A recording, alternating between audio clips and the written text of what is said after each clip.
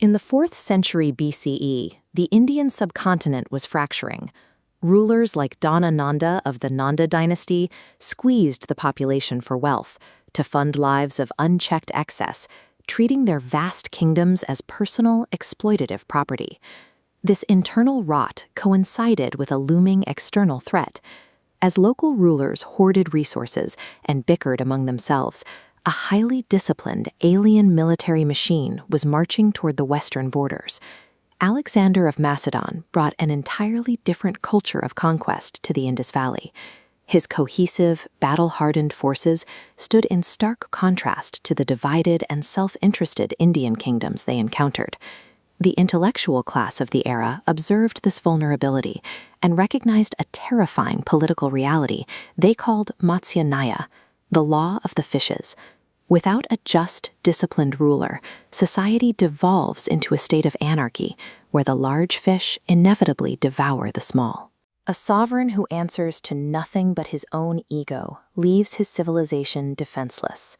When rulers abandon their philosophical duty to the people, the state collapses from within, long before foreign armies arrive.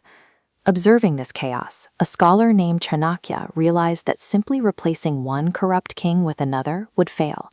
The entire institution of the monarchy had to be dismantled and rebuilt from the ground up. He introduced a radical ideological shift. The ruler owes his primary allegiance to the Rashtra, the nation and the state. This collective survival superseded any individual faction, personal ambition, or religious dogma. To execute this vision, Chanakya took a young Chandragupta Maurya to the ancient university of Taxila. There, he subjected the boy to an exhaustive, rigorous education in military tactics, history, and political science. Chanakya was forging what he called a Rajarshi, a sage king.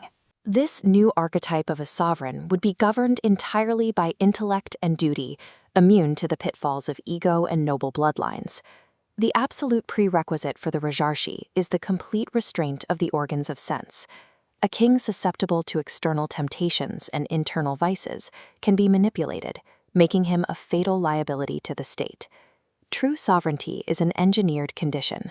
Before a leader is trusted with the survival of millions, they must be psychologically broken down and re-educated to serve a purpose larger than themselves. Chandragupta successfully ascended to the throne, but acquiring the crown was the easy part. Operating the resulting Mauryan empire required carrying a grinding, relentless administrative burden. Chanakya's political treatise, the Arthaśāstra, outlines an economic machinery of staggering complexity designed to keep this vast empire from collapsing under its own weight. The central administration demanded constant oversight of micro-level operations. The state directly managed agriculture, forestry, textile weaving, armories, and the exhaustive collection of tolls across the territory. Keeping this massive network intact required a perfectly calibrated penal code. Punish the people too harshly, and they rebel. Punish too mildly, and the authority of the state dissolves into contempt. To maintain this delicate balance, the king relied on an extensive espionage network. Controlling the senses also meant keeping an accurate pulse on the population, using spies to gather unfiltered feedback from the ground. This immense, fragile bureaucratic machine rested entirely on the shoulders of one man. If the king's robotic discipline faltered for even a moment, the entire structure would seize up. To prevent that collapse, the Arthaśāstra enforces its most ruthless mechanism of control, an inescapable daily timetable designed to strip the sovereign of personal freedom. The text brutally divides the king's day and night into 16 precise segments. Rest is an operational vulnerability. The sovereign is allotted a mere 4.5 hours for sleep and 3 hours for eating and recreation. The remaining hours recorded in the text are a relentless gauntlet. The king must audit finances, consult with his cabinet, dispatch written orders, and strategize military operations, moving strictly from one mandated duty to the next. Throughout all of this, the Rajarshi must remain accessible. He is required to drop everything to hear urgent petitions from widows, orphans, and ascetics, operating under the principle that delayed justice is impossible to reclaim. The psychological toll of this schedule is immense. The king fights a perpetual internal war against the 6 enemies of a ruler: lust, anger, greed, vanity, haughtiness, and overjoy. To wield absolute power over an empire, the man on the throne must surrender all power over his own life. He becomes a willing prisoner to his duty. The self-indulgent Nanda dynasty crumbled at the first sign of pressure, but the Mauryan Empire, built on this grueling framework of duty, stabilized and expanded across the subcontinent. Decades later, Chandragupta's grandson, Emperor Ashoka, inherited this vast, secure machine. After waging a devastatingly bloody war in Kalinga, Ashoka stood at a profound philosophical crossroads. The empire had achieved yogakshema, the safety and security of its subjects.